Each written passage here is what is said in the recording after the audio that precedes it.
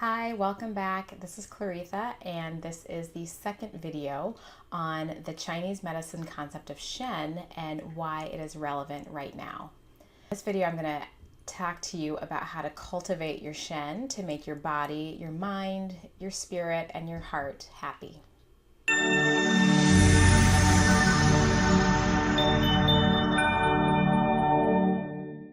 So if you haven't seen the first video or watched the first video yet, go back to do that first before moving on to this one to understand why this is so relevant right now.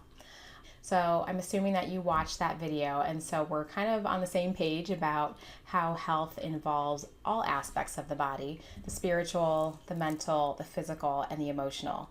And as I mentioned before, the Shen, or our spirit, is intimately connected with our heart, sort of the consciousness of the heart.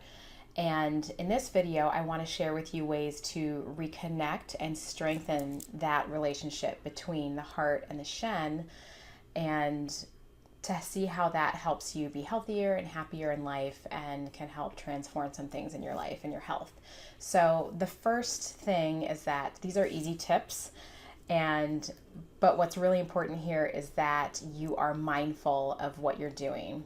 So that involves consistently being watchful of how we're getting distracted in order to give your brain, your heart, and your body what it needs, and to be able to listen to what it needs. So my first tip for this is to just disconnect.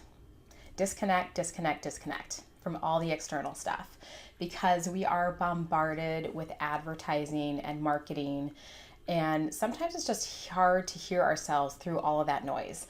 And because we're told what to watch, what to think, what to wear, how to eat, how to feel, all that BS. So it's important to get quiet and to take time out for yourself to reconnect with yourself, because we get so entangled in external things happening out there, all that programming that's going on, so much so we kind of stop paying attention to our internal guidance system, and that is suffocating to our spirit, to our Shen, which, it happens little by little, but that's kind of how we start to feel bad about ourselves and just feel bad in general and feel bogged down. And then ultimately that leads to a sick body. And so we need to disconnect.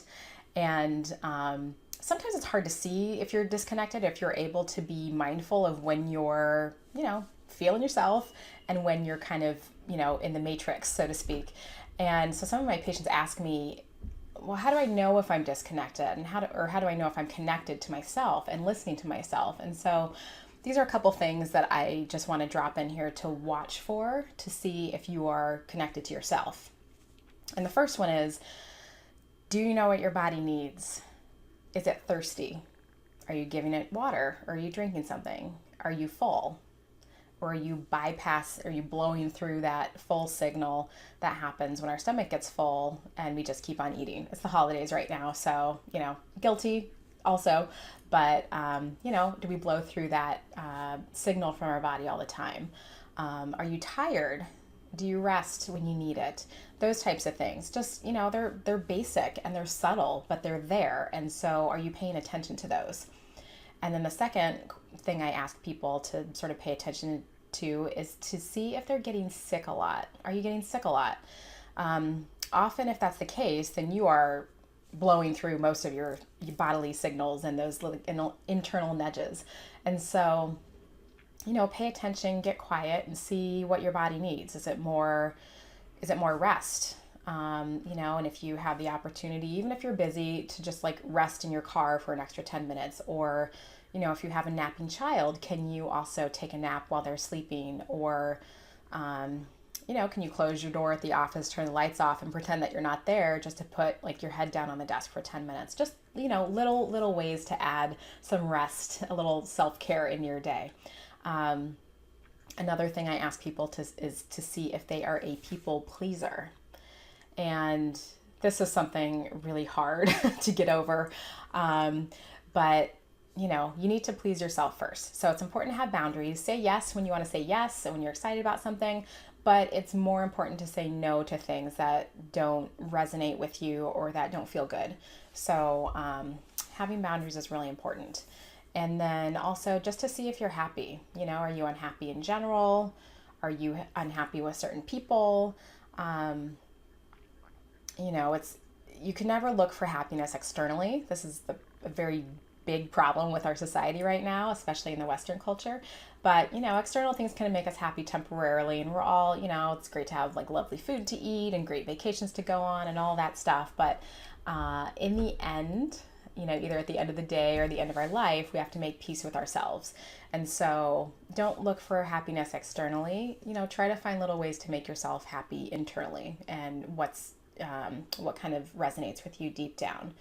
So those are just some examples of what goes on when we're not connected to ourselves. So here are my few prescriptions on how to cultivate a happy Shen. So the first one, which I kind of touched on, is spending quiet time with yourself. And so for me personally, I love to be by myself. I have no problem like saying no to social engagements, and just being at home by myself. I love to meditate. I love to read.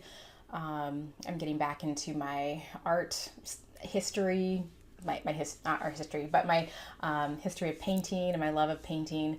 So spending time with yourself is really important. And I've realized that for some people, this is really uncomfortable.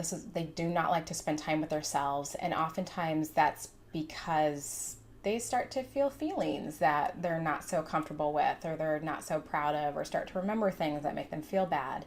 And we have the ability to, our brain is really smart. We have the ability to repress things, but ultimately we need to work through those things. So whether it's with talk therapy, counseling, art therapy, journaling, meditation, work through things so you are okay with being by yourself and with yourself, because that's where our true strength lies. So, quiet time, anything that kind of gets you in the zone. And so I know for some people, running gets them in the zone. I'm not a runner. Forget that. But I know like running can get some people in the zone. I know when I used to paint regularly, painting for hours, I would just get in the zone. So anything, that kind of brings about that meditative experience is going to be good, because that's quality, quiet time with yourself. So my second tip is to spend time in nature, because nature is so grounding. If you think of when you've been by an ocean, a large body of water, all of those negative ions kind of flood our body and help to uplift our mood. It helps our body dump serotonin, which is one of the feel-good chemicals. All that stuff is great. So whether it's like mountains, waterfalls, prairies, just get out in nature more. And this is because, I want to give an example. So if you think of a large appliance that has a lot of electricity in it, when you plug it into an electrical outlet, you want to make sure that that outlet is grounded. So if ever there's like excess energy in the system, or excess electricity, it has somewhere to go to disperse. And so our bodies are kind of the same way. We hold a lot of electricity in our bodies. So going outside is a natural way for us to disperse that excess energy that we have in our system. And so that's really good. So spending time outside in nature is really beneficial for our heart and our Shen. My next tip is less screen time. So this kind of goes with the disconnect point I was making earlier, but we need to spend less screen time, less time in front of the TV, less time on our phones, less time on our laptops. We need to stop looking externally for messages, because we have them internally coming up to us already. So less screen time, period, number one. Or number 3 or 4, whatever number we're on. My next tip is to just find ways to experience undistracted pleasure. So anything that makes you feel good in a healthy way, do more of that. Doodling, playing with your dog, napping, screaming, hiking, whatever it is. Find time to do that, because that's really going to feed your soul as well. And my last tip is to not be afraid of your uniqueness. So everybody is very different, and we all have a special gift, and we all come here with different traits. And, that kind of defeats the purpose when we try to blend into the wallpaper and be a wallflower and just try to do what everybody else is doing, or look how everybody else is looking, or whatever. create our life the way other people want us to create their lives or whatever. So, celebrate your uniqueness and don't be afraid to be you. So, that also just helps to foster a happy heart and a happy Shen in spirit. So, those are my tips for you. I hope you enjoyed them. And please let me know if you have any questions. Again, I encourage you to know your inner self because it is so important and the world needs you and your unique gifts so much. So if you have any questions or comments, please leave them below, and I look forward to seeing you on the next video. Have a good week.